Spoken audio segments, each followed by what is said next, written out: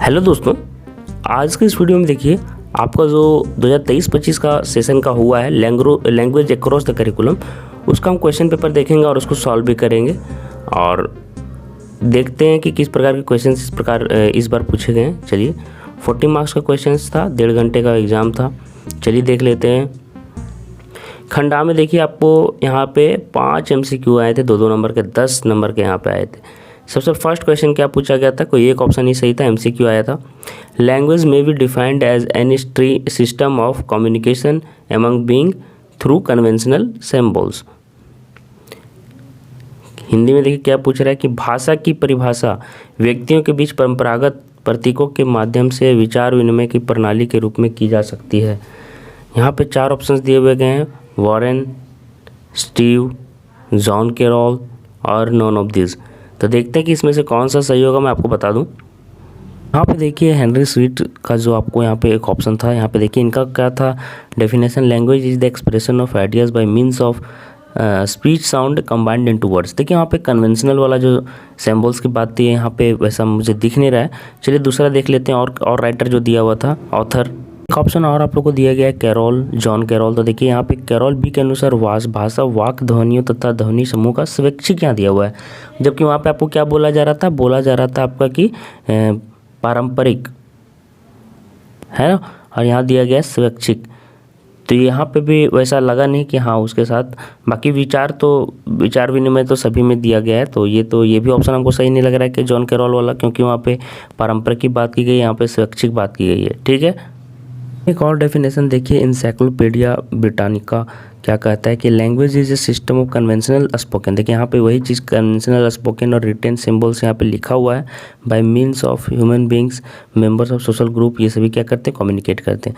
तो कहीं ना कहीं ये ऑप्शन बिल्कुल हमको लग रहा था कि सही होगा, तो आपका वो ऑप्शन हो सकता है नॉन ऑफ दिस सही होना चाहिए। इस प्रकार से मैंने आपको सभी का डेफिनेशन दिखा दिया, तो मुझे नॉन ऑफ दिस लग रहा है, क्योंकि इंसाइक्लोपीडिया ऑफ ब्रिटानिका का जो मतलब डेफिनेशन वो इससे मैच कर रहा है। तो चलिए हम लोग देख लेते हैं नेक्स्ट क्वेश्चन क्या आप लोग को पूछ रहा था कि where by the relationship between language teaching and learning, भाषा शिक्षण और अधिगम का संबंध किससे होता है। तो देखिए बहुत कोई यहाँ पे टीचर टिक मारे हैं, बहुत कोई भाषा टिक मारा गया है, लेकिन इसका सही आंसर क्या हो जाएगा आपका, विद्यार्थी। क्या होगा आपका, स्टूडेंट। इसका सही ऑप्शन यही होगा। चलिए मैं आपको दिखा देता हूँ कि भाषा शिक्षण और अधिगम का संबंध किससे होता है। चलिए आप लोग यहाँ देखिए कि भाषा शिक्षण किसी भाषा की शिक्षा देने की प्रक्रिया है, लेकिन वही भाषा अधिगम क्या होता है, किसी भाषा की शिक्षा ग्रहण करने की प्रक्रिया है। भाषा की शिक्षा ग्रहण है ना, और यहाँ पे क्या है, भाषा की शिक्षा। आगे देखिए, भाषा शिक्षण का आधार शिक्षक है। भाषा जो शिक्षण किया जाता है, ये मतलब कि किसी को भाषा की जब शिक्षा दी जाती है तो उसका आधार क्या होता है, शिक्षक। लेकिन भाषा अधिगम कौन करता है, अधिगम तो हमेशा शिक्षार्थी करते हैं। तो अधिगम जो भाषा का शिक्षा ग्रहण होता है वो किसके द्वारा किया जाता है, शिक्षार्थी के द्वारा। तो याद रखिए, किंतु भाषा शिक्षण और भाषा अधिगम दोनों का लक्ष्य शिक्षार्थी होता है। शिक्षार्थी मतलब स्टूडेंट की बात की जा रही है। तो आपको यही ऑप्शन यहाँ पे देख लीजिए, यही वाला लाइन आपसे पूछा गया था, और इसका सही ऑप्शन क्या हो जाएगा, शिक्षार्थी मतलब स्टूडेंट। दोनों का जो मुख्य केंद्र बिंदु होता है, जो लक्ष्य होता है, वो स्टूडेंट ही होता है। तो क्या हो जाएगा इसका आंसर, तो इसका आंसर क्या हो जाएगा, स्टूडेंट। चलिए नेक्स्ट क्वेश्चन देख लेते हैं हम लोग। How many skills are essential to develop while learning mother tongue. बोल रहा है कि मातृभाषा सीखते समय कितने कौशलों का विकास अति आवश्यक है। आप लोग पढ़े होंगे LSRW, ये 4 कौशल आपको मतलब कि होने चाहिए भाषा सीखते टाइम। L से हो गया आपका लिसनिंग, S से हो गया आपका स्पीकिंग, R से हो गया रीडिंग और W से हो गया राइटिंग। तो आपको मैं बता दूं कि कोई भी भाषा अधिगम करने के लिए आपको चारों स्किल्स होने चाहिए, लेकिन मातृभाषा के लिए शुरुआती के जो 2 होते हैं, बस उसी से सभी लोग डेवलप करते हैं मातृभाषा। मतलब सिर्फ क्या करते हैं बच्चे, या तो लिसनिंग एंड स्पीकिंग, जो सुनते हैं वो बोलते हैं। तो यही दोनों सिर्फ स्किल्स की ज़रूरत होती है आप लोगों को मातृभाषा सीखने में। इसलिए कोई दूसरी भाषा भी जब सीखी जाती है तो बोला जाता है कि जो 2 पहले मैंने बताया L और S, यही दोनों पर जोर देना चाहिए। इससे जो लैंग्वेज का जो सीखने की जो स्पीड होगी वो ज़्यादा तेज़ होगी। तो यहाँ पे आपके 4 ऑप्शंस दिए हुए थे, तो 4 तो ऐसे जनरली किसी भी लैंग्वेज के लिए है, लेकिन यहाँ पे मातृभाषा की जब बात की जा रही है मदर टंग की, तो यहाँ पे हम लोग 2 ऑप्शन टिक करेंगे और 3rd ऑप्शन इसका बिल्कुल सही हो जाएगा 2।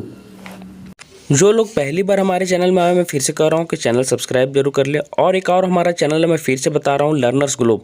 वो आपको चैनल का लिंक वीडियो में मिल जाएगा, नीचे डिस्क्रिप्शन बॉक्स में, कमेंट बॉक्स में भी मिल जाएगा। उसको जरूर से जरूर सब्सक्राइब कर लें। दोनों चैनल सब्सक्राइब करके आपको रखना है। लर्नर्स ग्लोब में आपको जो इंडिया लेवल में जितनी भी वैकेंसी आएगी, इंडिया लेवल या झारखंड लेवल में, सभी वहाँ पर बताई जाती हैं और वहाँ भी क्लास लिया जाता है। तो दोनों चैनल आप लोग सब्सक्राइब करके रखें, आपके आगे के लिए बहुत फ़ायदा रहेगा। चलिए नेक्स्ट क्वेश्चन चलते हैं। The fundamental elements of nature of languages, भाषा की प्रकृति का मुख्य तत्व है। तो देखिए, भाषा की प्रकृति का मुख्य तत्व आपका साउंड भी है, वर्ड भी है, सेंटेंस और अर्थ भी होता है, मीनिंग। तो क्या हो जाएगा, ऑल ऑफ दी अबव।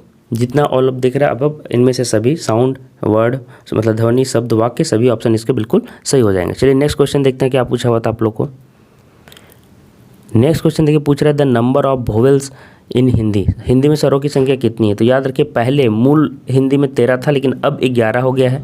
तो 11 इसका ऑप्शन सही होगा। और व्यंजनों की संख्या 33 है। तो यहाँ पे ऑप्शन पूछा गया स्वरों की संख्या, तो क्या हो जाएगा 11। आपका ऑप्शन नंबर 1 सही हो जाएगा। तो फर्स्ट ऑप्शन आपका बिल्कुल सही है, 11। अब चलिए देखते हैं कि किस प्रकार के शॉर्ट क्वेश्चंस किए गए थे और लॉन्ग क्वेश्चंस किए गए थे। हमारे बताए हुए क्वेश्चंस किस प्रकार से आए हुए हैं देख लीजिए। यहाँ पे देखिए, खंड बी में आपको किन्हीं 2 प्रश्नों को उत्तर देना था। 5-5 नंबर के 2 क्वेश्चंस हैं। तो यहाँ पे आपको कम से कम 2 से 2.5 पेज में इसका आंसर देना था। चलिए देख लेते हैं। Relation between language and society, भाषा और समाज के बीच संबंध। मैंने आपको बताया था लैंग्वेज एंड सोसाइटी क्वेश्चन आता है। तो ये मेरे बताए हुए तरीके जो क्वेश्चन मैंने गेस किया, तो वही लगभग इससे। आगे देखिए, explain interaction between language and class, भाषा और वर्ग के अंतर क्रिया को आप लोग को यहाँ पर स्पष्ट करना है। चलिए नेक्स्ट देखिए, how will you develop the writing to learning skill of the students. मैंने आपको बताया था कि learning writing skills, learning skills, ये सभी पूछे जाते हैं 4 स्किल्स में कोई ना कोई, तो आप लोग कर लीजिएगा। तो देखिए, वहीं से पूछा गया है, छात्रों में लिखना सीखना कौशल का विकास कैसे करोगे। चलिए नेक्स्ट देख लेते हैं। Explain the role and importance of literature in language learning, भाषा सीखने में साहित्य की भूमिका और महत्व पर आपको प्रकाश डालना था। अब देखिए, यहाँ पे ग्रुप सी में आपको लेंदी क्वेश्चंस बनाने के लिए आया हुआ है। यहाँ पे किन्हीं 2 प्रश्नों का ही उत्तर आपको देना था। देखिए, any 2 questions of the following. चलिए देखते हैं क्या क्या आया था। किन्हीं 2 प्रश्नों को उत्तर देना है। 6 में देखिए पूछ रहा है 6 नंबर में देखिए पूछ रहा है describe the need and importance of language across the curriculum, पाठ्यक्रम में भाषा की आवश्यकता और महत्व का आपको वर्णन करना था। चलिए नेक्स्ट देख लीजिए, describe in detail the process and technology of language teaching.